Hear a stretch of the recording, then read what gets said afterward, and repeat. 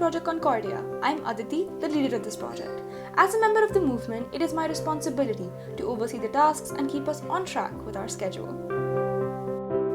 Hi everyone, I'm Ishita Gupta, the Public Relations Officer of Project Concordia. As part of the project, it's my responsibility to come up with effective publicity strategies and campaigns. Hey everyone, I'm Ganesh, the scribe of Project Concordia. I'm responsible for taking down every step we take in our project timeline, as well as the responses from interviews and surveys.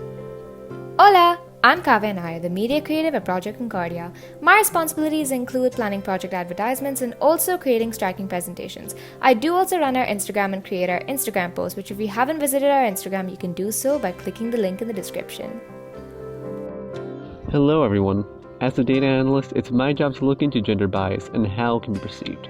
I hope our work will help contribute to a greater discussion on gender inequality.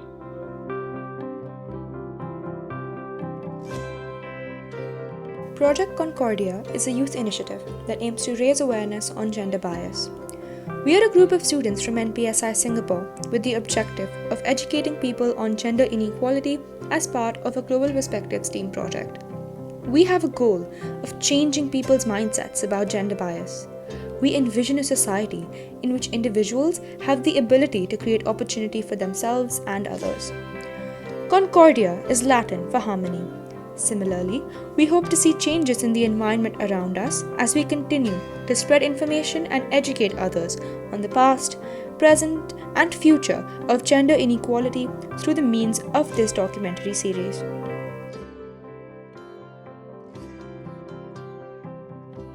As time passes by, many people are still being abused in various ways. Abuse can affect people of all genders as well as people from all walks of life, such as the issue of gender bias, which can result in physical violence, emotional abuse, and even sexual abuse. This is why we chose human rights and believe human rights are a fundamental right that all of us have just by virtue of our humanity. As such, they represent essential societal values such as fairness and decency, as well as equality and respect for one another. Everybody benefits from them, and they are especially important to those who are more discriminated against. More importantly, these rights empower and allow us to speak up and protest discriminatory practices such as gender bias. We at Project Concordia aim to learn more about gender discrimination and the effects it has on people in the workplace. We try to encourage people to speak up about their experiences on social media, and we try our best to teach people and spread the word on our social media platforms. So, how can you help with our cause? Well, Project Concordia is all about giving back to society through educating everyone, and this can't be done without your help. Taking part in this documentary series is the best contribution we could receive from you all. But of course, we're flexible and completely understand not everyone is able to take part, in which case, there are other ways you can contribute. We have a weekly program called Reach Out Speak Out, which you can learn more about by heading over to our Instagram page.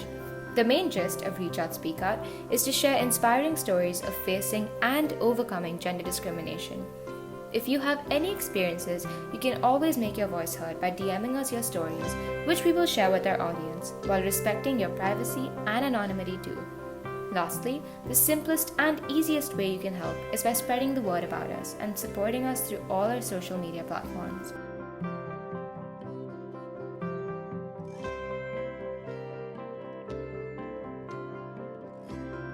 Project Concordia first started off as a Global Perspectives project in school, but now it's so much more than that. As we worked harder towards our goal, we realized that this small initiative could pave the way for a gender-equal society and a just workplace. In the future, we plan to expand our horizons by collaborating with larger, more successful organizations. It's our dream to work alongside UN Women in their Act for Equal activist campaign. We wish to bring about change and to see the world become a better place for everyone. And we can't do that without you.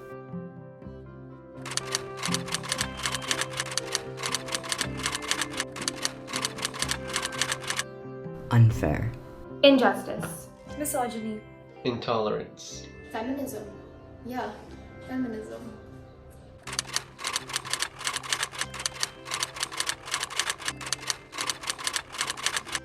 Gender roles are basically how we're expected to act, behave, dress, etc. based off on our assigned gender.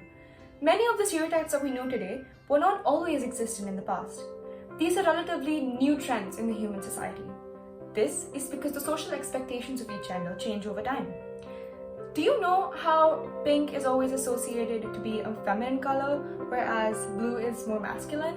Well, this was not the case in the early 1900s. Because blue has a soft, dainty look, it was associated to be a more feminine, more calm color, whereas pink was a more masculine and burly color.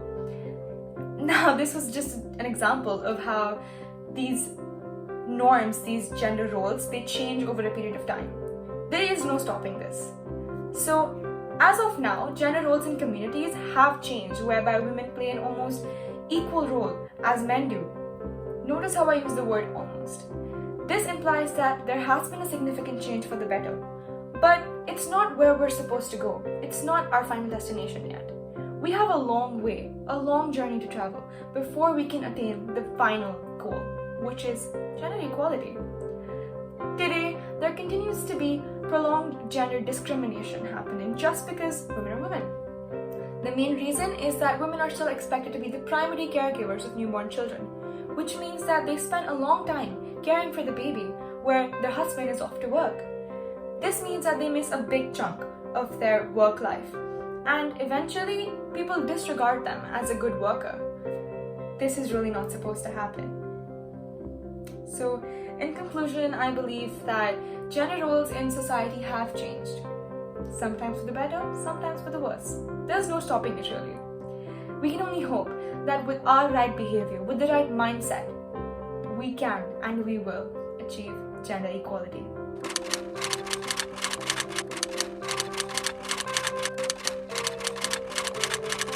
Factors affecting gender discrimination. I think that there are various aspects that need to be considered when you're trying to understand the origin of gender bias itself, but there are two very important factors that come into consideration, namely lack of education and ancestral practices. When I say lack of education, I'm talking about the various people around the globe who are deprived of the information that would help them fully comprehend our new mindsets, where women are considered equal to men. This lack of information leads to the development of misogynistic behaviors and stereotyping, which is further passed on to family members and further generations to come. When I say ancestral practices, you might notice that your grandparents or your great-grandparents believe that there is a confined skill set for women to follow as compared to men. This is probably because they have grown up in a society surrounded by people who have forced them to think so. This chain reaction that affects your mindsets because of the people around you can be broken if you're provided with sufficient information regarding the issue and the consequences of it.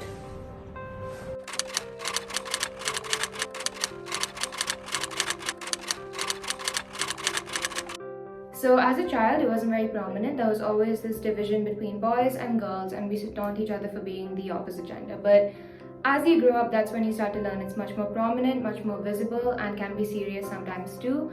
I think as I was entering my teenagers, a lot of people will agree with me when I say some dress codes are very unreasonable and only implied towards girls but not to boys. And one of my personal experiences was when I was talking about my future career path, which was to be an engineer. And one of my classmates was quick to tell me that, women are not really in STEM, so it's not recommended for me to take up that career. And as you grow up, then that's what you keep hearing. You start hearing a lot of comments on your interests and on your preferred career paths, but it becomes much more serious when you grow up in your surroundings.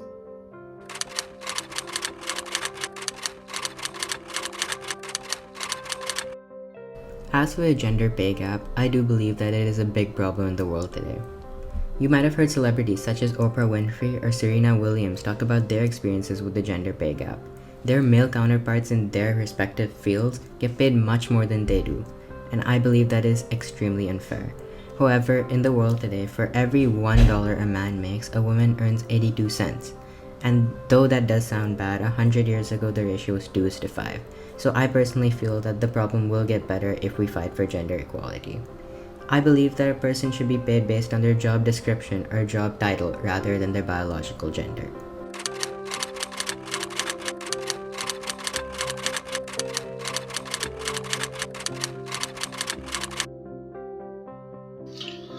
feel like gender bias is something that can be combated with by having more discussions about it so that people can share their experiences with it.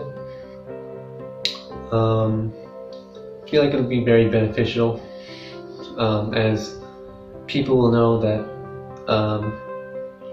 their experiences aren't uncommon, and it'll let people know how experiences can vary.